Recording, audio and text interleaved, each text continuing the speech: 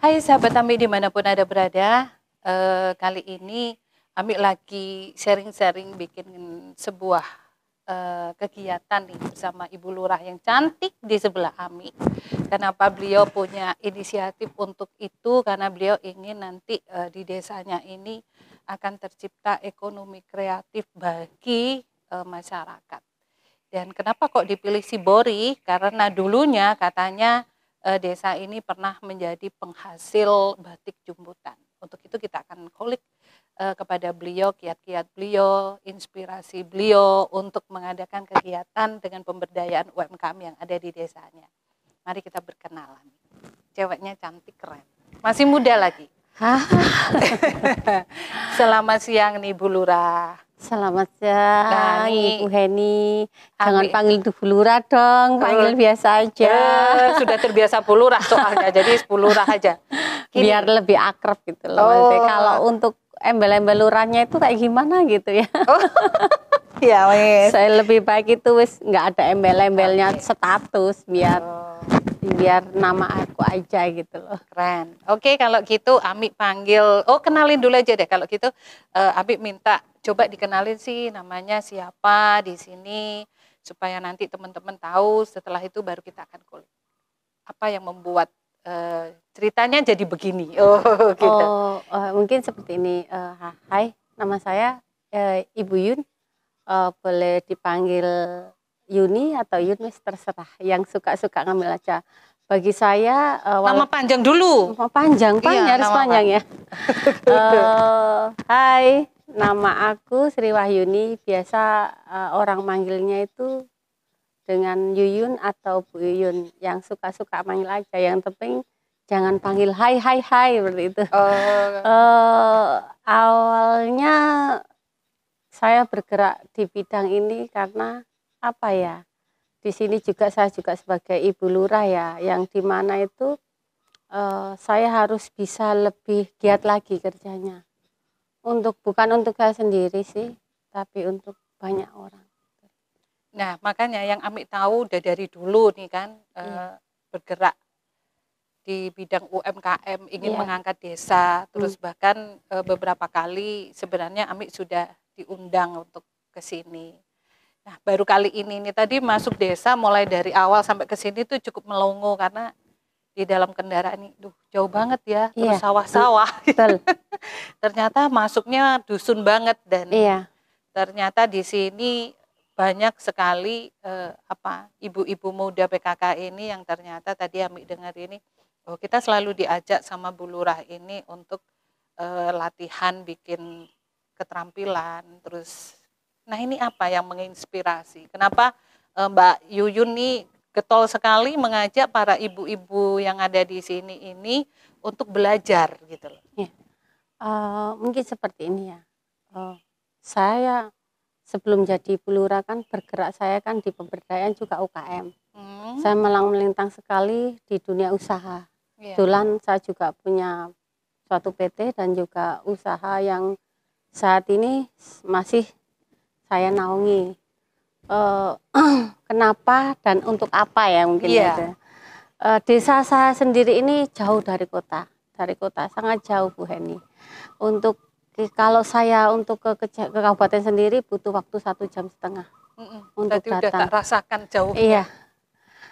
Dan untuk nyampe di desa ini sendiri, jenengan sudah tahu betapa jauhnya. Tapi walaupun desa saya jauh dan terpencil sekali, tapi tidak menyurutkan semangat saya untuk saya lebih maju dan berkarya. Intinya seperti ini, kalau saya di sini terus, maka saya tidak akan maju. Itu yang harus tiap hari semangat yang ada di saya. Kalau saya mau keluar, insya Allah di dunia luar sana itu sangat banyak sekali membantu saya. Banyak teman-teman lebih luas lagi untuk hal yang saya tidak tahu, saya harus tahu gitu. Intinya hal dari yang luar saya bawa ke desa. Untuk apa? Supaya saya itu bisa di sini ini kan mungkin ini juga dulunya desa IDT ya. Desa dari dulu itu terkenalnya wilayah Melontunjung itu desa IDT. Dari situ saya juga sangat miris sekali.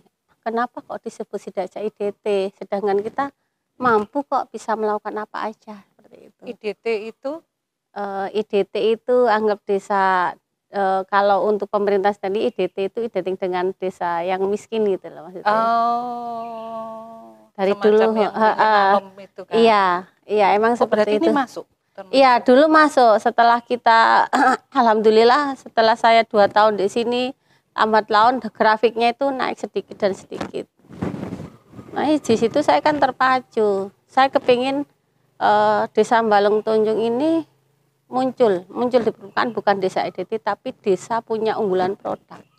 Sampingnya seperti itu. Keren banget itu, makanya yang membuat jenengan ini giat sekali ke kota, terus belajar terus, akhirnya terus mengajak apa yang sudah didapat dari sana untuk diberikan ke desa. Emang seperti itu. Kenapa sih dan untuk apa? Saya ulangi lagi mungkin seperti itu. Karena yang saya lihat di sini nih gini, untuk banyak ibu-ibu muda itu pengangguran gitu loh. Bukan mereka ini gini, aku kepingin ibu-ibu yang ada di sini itu punya keterampilan lebih.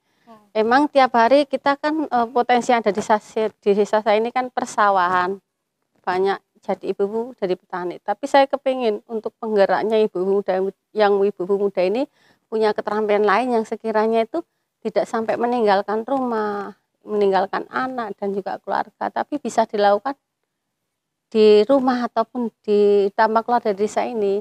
Makanya sering saya melakukan kegiatan pelatihan pembuatan makanan ataupun minuman, pembuatan batik, mulai dari ekoprint sampai shibori ini saya lakukan. Sebenarnya gini, yang cocok buat mereka itu apa?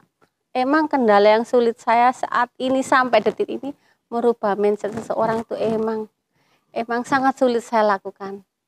Mungkin saya mencoba menarik mereka, mencoba memberikan mereka itu suatu pengalaman, suatu ilmu, suatu pengalaman yang mungkin nanti bisa membuat peluang usaha buat mereka. Tapi sulit, sangat sulit. Saya tidak tahu kenapa juga. Tapi saya nggak berhenti sampai di sini aja. Saya terus melakukan walaupun toh 1-2 orang aja yang ikut saya. Tapi saya nggak pantang menyerah. Tetap saya lakukan. Karena apa? Mungkin dari kegiatan saya atau perjuangan saya nanti ada hasil yang terbaik, hasil yang bagus yang akan saya capai. Bukan buat saya sendiri. Saya tidak buat saya pribadi. Tapi saya pinginnya masyarakat yang ada di Desa Balong Tunjung ini menjadi masyarakat berdaya dan maju dan mandiri. Itu tujuannya yang saat ini pengen saya lakukan. Keren sekali, karena dengan pola pikir mereka yang seperti itu sebenarnya memang cukup alot. Dengan pelatihan ini tadi dia juga kelihatan. Iya. Tetapi boleh percaya, boleh tidak bahwa yang Anda lakukan ini merupakan satu catatan ibadah yang luar biasa gitu loh. Jadi Ami sendiri rasanya jadi berubah semangat. Ayo kita coba nanti kalau misalkan yang satu ini tidak berhasil mungkin dengan cara lain. Karena apapun yang terjadi ketika kita berusaha, insya Allah itu pasti ada jalannya. Dan gini Mbak Yun, yang buat Ami terharu nih, bukan karena jenengan sebagai lurah akhirnya mencoba untuk mengangkat desa, tapi lurah tidak lurah mulai dulu punya cita-cita seperti ini itu sangat luar biasa. Apa yang membuat Anda terus bertekad gitu loh, tidak berhenti sampai di sini, tapi terus saja berkarya, terus saja mengajak mereka, mau dipakai mau enggak, tapi di keinginan di dalam hati kan yang jelas ingin supaya perekonomian mereka meningkat sebenarnya kan. Seperti itu. Karena kalau ada istilahnya pagebluk, pertanian ini hasilnya kurang bagus, otomatis kalau mereka punya keterampilan lain atau mereka bisa mengerjakan dengan pola keterampilan itu menghasilkan ekonomi kreatif mereka, menghasilkan istilahnya hasil itu kan juga untuk kehidupan mereka kan seperti itu. Ini apa yang mendorong semangat itu tidak pernah berhenti dan tidak pernah lelah? Mungkin gini Bu, manusia ya, saya merasa lelah, saya merasa di titik nol, itu pernah saya alami sering. Tapi saya kembalikan lagi, ini sebuah proses yang harus saya lalui untuk bisa mencapai apa yang saya inginkan. Emang perjalanannya sih nggak mudah, betul-betul nggak mudah. Kadang saya itu tiap malam tuh merenung, apa yang harus saya lakukan untuk bisa mereka itu bukan mau menuruti keinginan saya, bukan sama sekali, tidak ada dasar, saya tidak memaksa. tapi keinginan mereka membuat mereka bisa berpikir hidup lebih baik lagi. Iya, bisa menciptakan ekonomi kreatif dari intinya untuk dari pelatihan, dari yang saya ajarkan. Mungkin itu membuat saya lelah, tapi saya kembalikan lagi.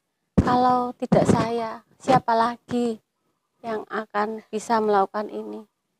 Makanya terkadang juga nangis lah dalam hati. Serius Bu, saya kadang itu terkadang tuh merasa lelah.